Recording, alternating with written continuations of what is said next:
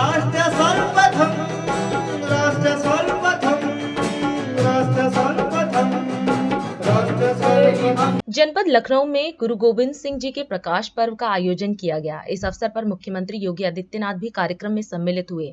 इस दौरान कार्यक्रम को संबोधित करते हुए सीएम ने प्रदेशवासियों को गुरु गोविंद सिंह जी के प्रकाश पर्व की बधाई दी। सीएम ने कहा कि गुरु गोविंद सिंह जी ने जो उदाहरण प्रस्तुत किए हैं वह आज भी पूरे देश के लिए प्रेरक हैं और ये हम सभी को शक्ति प्रदान करता है। इसके साथ ही सीएम ने बताया कि पीएम मोदी ने 26 दिसंबर को वीर बाल दिवस के रूप में राष्ट्रीय स्तर पर आयोजित करने का निर्णय लिया है। पूरा देश आज गुरु महाराज के प्रकाशोत्सव के साथ जुड़कर उनकी स्मृतियों को नमन करते हुए एक नई प्रेरणा प्राप्त कर रहा है। आज पूरा देश दशमेश गुरु महाराज की प्रकाशोत्सव के साथ जुड़ करके उनकी स्मृतियों को नमन करते हुए एक नई प्रेरणा प्राप्त कर रहा है। इस अवसर पर आप सबको और पूरे प्रदेश वासियों को मैं प्रकाश पर्व की हृदय से बधाई देता हूँ, अपनी शुभकामनाएं देता हूँ। हम सब जानते हैं गुरु गोविंद सिंह जी महाराज एक शहीद पिता के पुत्र हैं, तो शहीद पुत्रों के पिता भी हैं।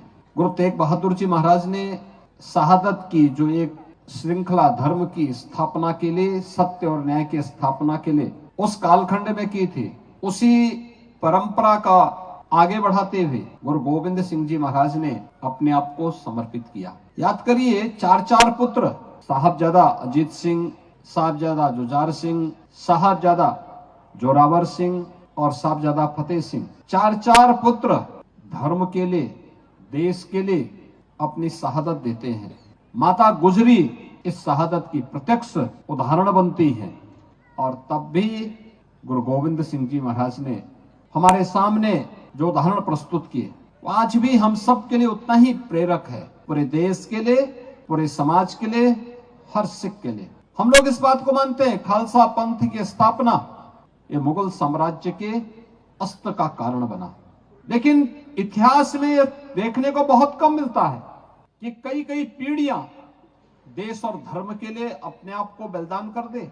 और आज जब हम यहाँ पे गुरु महाराज की इस पावन प्रकाशोत्सव कार्यक्रम के साथ जुड़ रहे हैं तो प्रेरणा हम सबको एक नई शक्ति प्रदान करता है। ये हमारा सौभाग्य है कि लखनऊ गुरुद्वारा प्रबंध समिति के द्वारा जो मांग 2019-20 में राज्य सरकार के सामने रखी गई थी और सन 2018-19 में गुरु नानक देव जी महाराज के 550वें प्रकाश पर्व के अवसर पर जो महान कीर्तन कार्यक्रम दरबार मुख्यमंत्री आवास पे आयोजित हुआ था, इसके उपरांत कोरोना जैसी महामारी का सामना करते हुए भी साहबजादा दिवस के आयोजन के कार्यक्रम 2020 से प्रारंभ हुई और प्रधानमंत्री मोदी जी ने 26 दिसंबर की तिथि गुरु गोविंद सिंह महाराज के दोनों छोटे पुत्र साहबजादा जोरावर सिंह, साहबजादा फतेह सिंह की स्मृतियों को समर्पित करते हुए वीर बाल दिवस, साहबजादा दिवस के रूप में इस दिवस को राष्ट्रीय स्तर पर आयोजित करने का निर्णय लिया।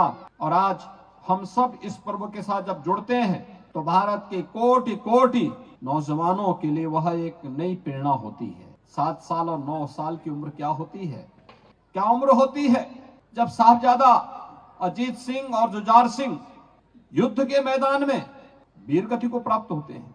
इतनी मजबूत नींव है सिख पंथ की और इस मजबूत पंथ पर जुड़ा हुआ जुझारूपन आज हम सब के अंदर देखा जा सकता है। सिख जहां कहीं भी रहता है अपने परिश्रम के लिए, अपने पुरुषार्थ के लिए, अपनी सेवा कार्य के लिए जाना जाता है। एक लंबी परंपरा है देश और धर्म के लिए मर मिटने के लिए, जिन्होंने हर समय अपने आप को तैयार किया।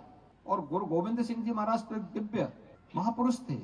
उनका इस धराधाम पर एक निश्चित उद्देश्य के लिए आगमन हुआ था और हमें जानना चाहिए कि इस महान परंपरा के बारे में गुरु महाराज हम सबको इशारा कर रहे हैं। आज आवश्यकता है सिख गुरुओं की, 10 गुरुओं ने अलग अलग कालखंड में अपनी एक अलग पहचान बनाकर के समाज का मार्गदर्शन किया, समाज को एक नई दिशा दी। आज इस प्रकाश पर्व के अवसर पर जब आप सब यहाँ पर एकत्र होकर के गुरु महाराज को प्रणाम कर रहे हैं, उनके सामने पवित्र गुरु ग्रंथ साहब के सामने नतमस्तक होकर के गुरु महाराज के बताए हुए मार्ग का अनुसरण करने का संकल्प ले रहे हैं, इस अवसर पर यह हमारा सौभाग्य है कि उत्तर प्रदेश में अनेक ऐसे ऐतिहासिक पृष्ठभूमि से जुड़े हुए गुरुद्वारे मौजूद हैं। स्वयं हमारा लखनऊ, जहां गुरु तेग बहादुर जी महाराज और गुरु गोविंद सिंह जी महाराज आए थे, कुछ समय रुके थे, यह आशीर्वाद लखनऊ को भी प्राप्त हुआ है, प्रदेश के अन्य स्थानों पर भी हुआ है।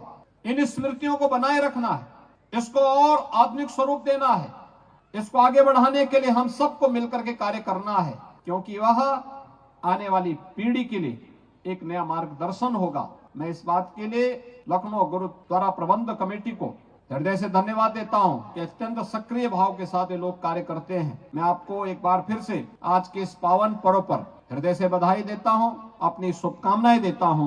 गुरु महाराज से ही प्रार्थना करता हूं कि हमें इतनी शक्ति दे कि हम उनके मार्ग का अनुसरण करते हुए देश और समाज के लिए कुछ कर सकेंगे। आप सबको मेरी लख लख बधाई। राष्ट्र सर्वप्रथम